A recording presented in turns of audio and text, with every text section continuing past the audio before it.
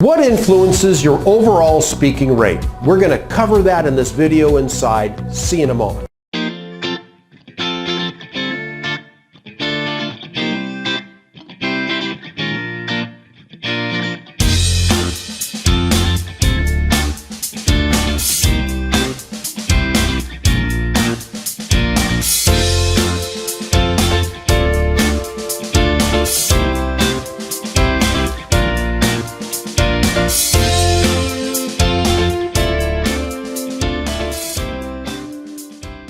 So what influences your overall speaking rate? Let's dig into it. What is the normal speaking rate? I'm going to reveal that in just a little bit, but let's dig into all the elements now. First element is culture. Some cultures speak faster than others. Let's just talk about the US as an example. Big country, 335 million people. We can tack on Canada, North America, another 40 million people. Within the difference between Nova Scotia all the way to Vancouver, I'd be willing to wager a bet people in Vancouver speak a little bit faster than those that live in Nova Scotia. Part of the same country, down in the United States, people in New York City speak a lot faster than people from South Carolina. Same country, greatly different cultures, subcultures inside the same country. I often joke, I'm from LA originally, have a Hollywood accent, being on the radio, being on TV, I have a neutral American accent. My culture is LA, Los Angeles. Quite different than somebody from South Carolina or rural Alabama. They speak slower. It's their culture. No fault, not one is better than the other. It's different. So when I would speak in North Carolina, South Carolina, or Tennessee, I'd slow down because I want to make sure I match the audience expectation. I didn't want to sound like I'm from the South. That would be disingenuous.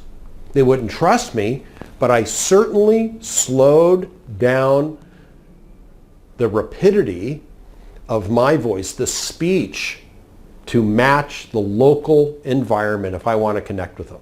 Some people adjust to the market in different ways. If you have a background of TV or radio, neutral accents are revered, are expected. Nervousness and stress causes you to slow down. Could cause you to speed up. How do you manage this? How do you manage it? Mentioned in other videos, make sure you're lubricated. Your tonsils are well lubricated with lots of room temperature water. Keep hydrated. Stress. You can move. I'm conducting a video. I'm in frame, so I don't have the ability to walk back and forth, but that also relieves the stress. I wouldn't grip the podium. That shows that you're nervous, but you can certainly focus on one person in the audience. That removes a lot of stress. Focus on one audience member, as I mentioned. Use a prop to explain a point. What do I mean by a prop? What happens to you with your audience if you put on something like this? You look a little crazy. It creates a smile, and people out in the audience will loosen up. When you use a fun prop, it breaks up your stress. It breaks up maybe any stress that's in the audience. I put something on like this. It's another kind of a prop. I can joke about this. It removes any fear, stress, and puts it into the prop. It's the conduit of stress and creates humor and laughter out of people. They'll momentarily have a bit of a break. Putting those down. So think about props that tie to a metaphor or point. Go to the description below to check out access to my book on how to use props specifically for speaking in order to engage and connect with the audience. Mental fatigue. If you are tired when you take the stage, it's going to come through. Get plenty of rest. Make sure you are hydrated. Lots of water. Get rest. Take a power nap of 15 minutes if you're tired. Refresh yourself, splash water on your face, drink a lot of water, flush your eyes, get ready, and breathe deeply in and out. And I meditate, as I mentioned in another video. Make sure you are prepared. Rest, lots of water, wash your face. Get ready.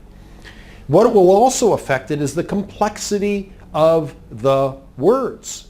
If you have long words, if you're in a technical presentation, let's say to doctors, and there are multi-syllabic words that are necessary in terms of the presentation, your word count is going to vary.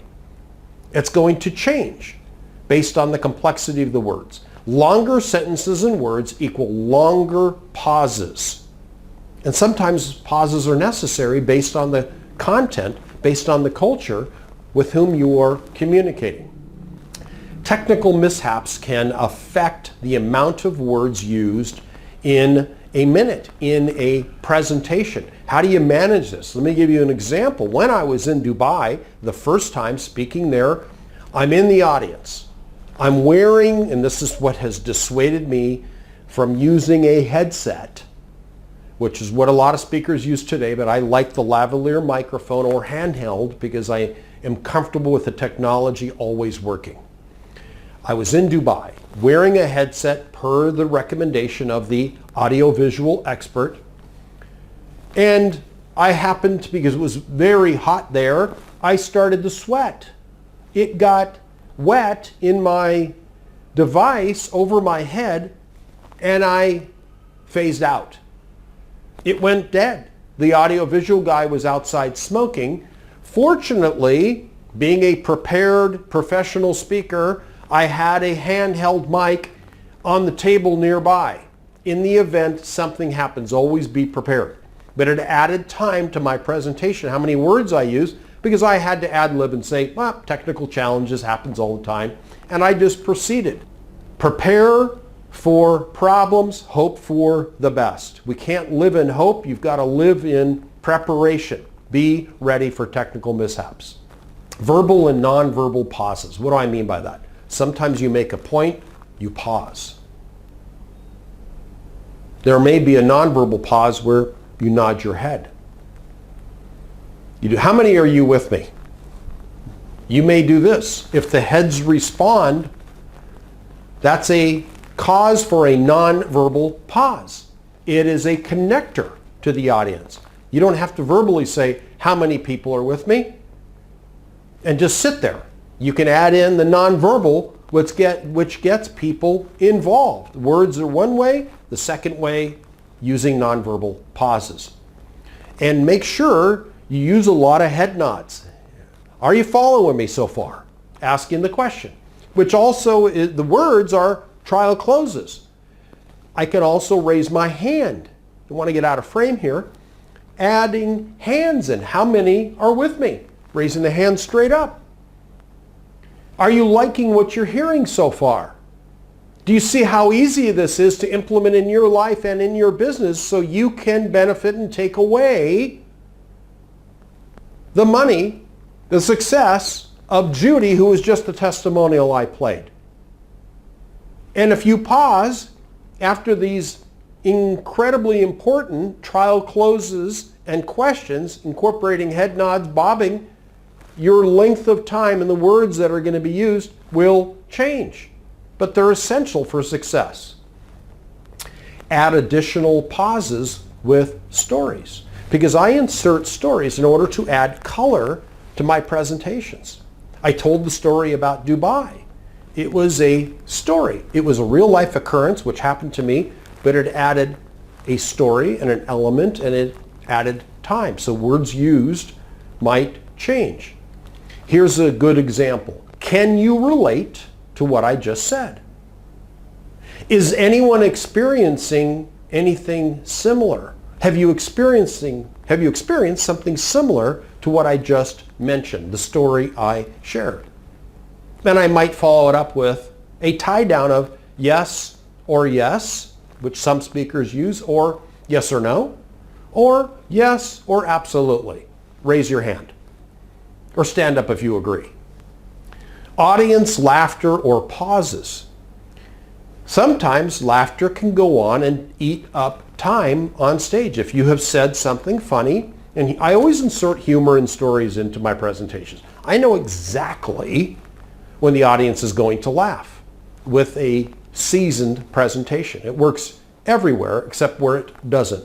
And in some cases it is fallen flat based on culture. Make sure you use the right pauses at the right time. External noises, unanticipated. This can affect the amount of time in a presentation. I was speaking at an event with 600 people in Chicago, oh gosh, this is probably 20 years ago. Next door, unexpectedly, there was a Sweet 16 party of 700 16-year-old girls screaming at the top of their lungs, playing music. They were listening to whatever artist was popular. I think it was Britney Spears back then. Blah, blah. They were screaming their brains out. It was right next to my event. I wish they knew I was there to make money. Here's what can happen.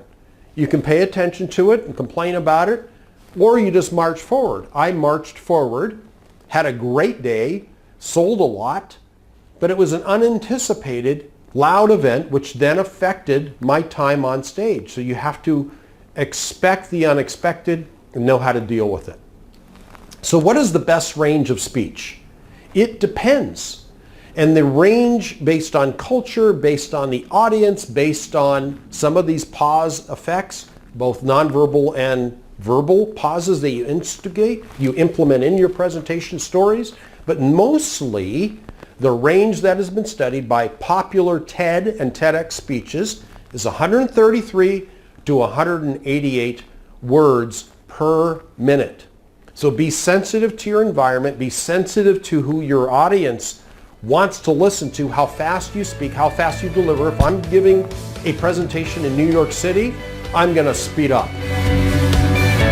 What influences your overall speaking rate? We covered that in detail in this video today. To learn more about how you can be effective from the stage to connect to your audience, click in the description box down below. Find all sorts of great information for you to consume and implement today. See you in the next video.